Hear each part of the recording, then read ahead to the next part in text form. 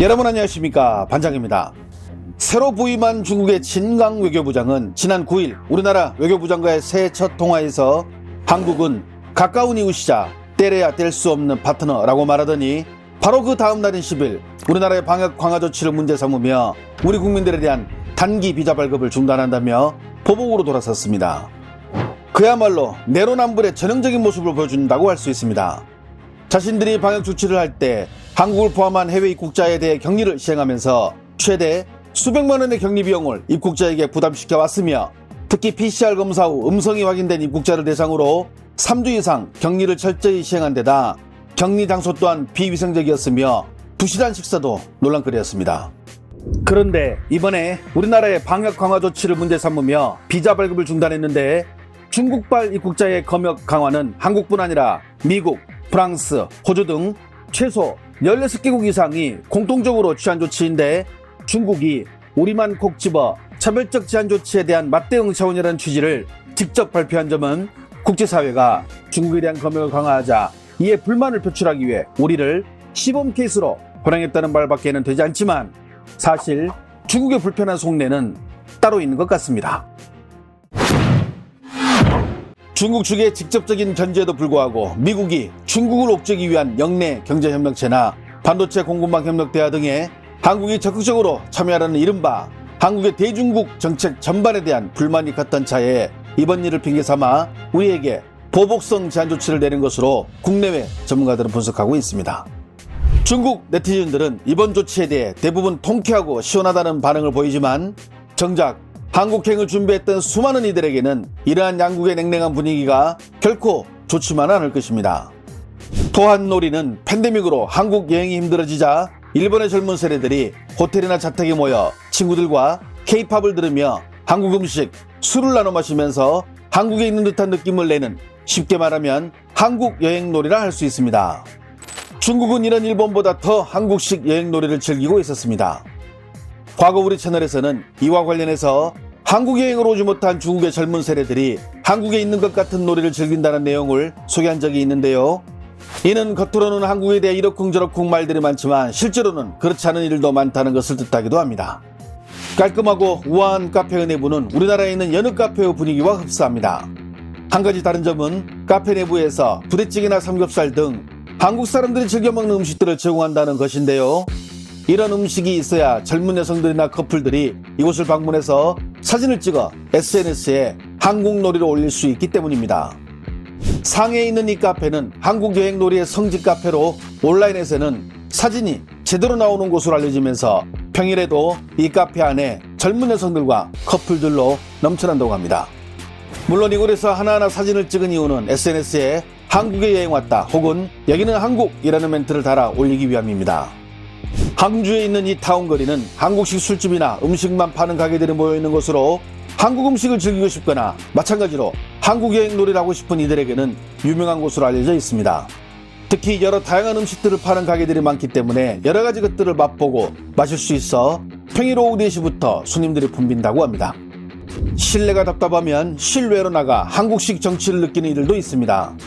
서안에 위치한 이곳은 실내 내부 인테리어나 장식들이 한국에 있는 카페들과 분위기가 유사해 여행 겸 SNS를 한국식 사진으로 도배하고 싶은 이들이 즐겨 찾는 곳으로 수도 서울을 벗어난 한국의 외곽 지역에 온 것 같은 느낌을 얻을 수 있어 인기 장소로 꼽히고 있습니다.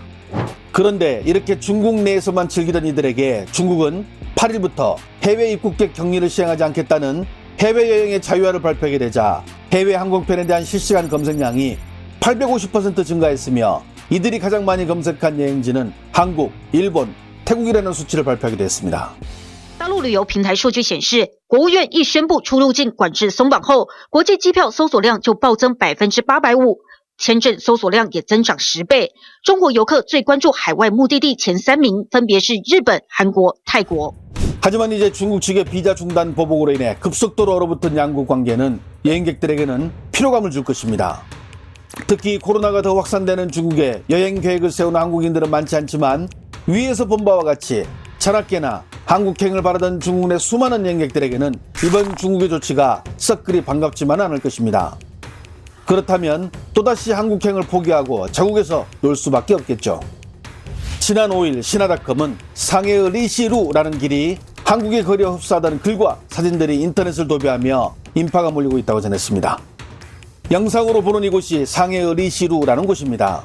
중국의 셀럽들이 대략 700m 정도로 이루어진 이 주택가에 굽어진 길들이 한국의 거리 모양과 흡사하다며 이곳에서 찍은 사진들을 온라인에 올리면서 유명세를 타 현재 이곳은 핫플레이스가 되어 수많은 이들이 이곳을 방문, 마치 한국에서 여행하는 듯한 느낌을 준다는 이유로 성지가 되며 사진을 찍어 올리면서 중국 언론에까지 소개된 것입니다. 실제로 리시루와 관련한 이 뉴스를 대략 7,400만 명이 넘게 읽었으며 수천 개의 댓글들이 달리고 있는 상태입니다. 이곳을 다녀간 이들은 SNS상에 상해에 한국보다 더 한국 같은 길이 있다니, 조그만 골목길인 줄 알았는데 서울을 느낄 수 있는 이렇게 나이스한 곳이 있었네, 한국의 홍대 거리를 그대로 옮겨놓은 곳 등 폭발적인 반응을 보이며 사람들이 몰리자 이곳에 거주 중인 주민들은 조용하던 동네가 순식간에 시끄러졌다며 볼멘 소리를 내고 있기도 합니다.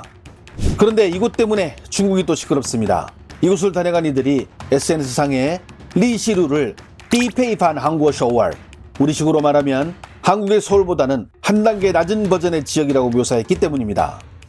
중국인들에게 상해는 자국에서 가장 잘 사는 도시이며 경제의 중심 도시로 자신들의 자부심인 곳인데, 그런 곳을 서울보다 한 단계 낮은 레벨로 묘사하니 중국 언론들과 네티즌들이 발끈하고 나선 것입니다. 상해를 서울보다 낮은 도시로 만들며 한국식 거리에 열광하는 창피한 중국의 셀럽들, 상해의 거리를 서울과 비교하며 정작 뭐가 더 중요한 것인지도 모르는 중국의 셀럽들, 한국의 고급스러움을 느낀다며 상해를 하위 레벨로 만들어버린 중국 유명인들의 돈 없는 한국 떠받들기. 해당 소식을 접한 중국 네티즌들은 어떤 반응을 볼까요? 셀럽들도 국가에서 좀 통제를 해야 해, 안 그러면 젊은 애들 죄다 저런 거짓말에 낚일 것 같아. 그냥 서울 여행 가서 소비 안 하면 안 되나? 그리고 우리도 중국에 들어오는 한국인들이 있으면 목에 노란 옐로 카드 걸어주자. 셀럽은 무슨, 그냥 한국에 물든 애들이지 뭐. 어차피 한국의 비자 발급도 중단됐고 우리와 우호적인 국가도 아니야. 괜히 한국 뛸 필요도 없어. 가봐야 모욕만 당할 테니까. 한국의 서울은 그냥 중국 상해 길 하나 정도 크기에 불과함. 상해의 저 좁은 골목길에 왜 한국의 서울을 결부시키지? 셀럽들이란 정말 이해할 수 없는 존재들이야. 저렇게 한국 좋다고 해봐야 소용없어. 우리도 이제 한국인들 입국하는 것을 해결했으니까. 저게 정상이지. 온라인에서 좀 유명하다는 여자애들에게는 한국이 자신들의 천당이니까. 한국 사람들이 서울이 저 정도밖에 안 되냐며 화내면서 동의 안 할 것 같은데, 아무튼 중국 대사관에 이번 한국에 대해 취한 조치 적극적으로 지지합니다. 샤오홍수 들어가며 한국 좋다는 여자 셀럽들 넘쳐납니다. 한국 좋다고 하는 사람들 대부분이 다 젊은 여자애들이죠.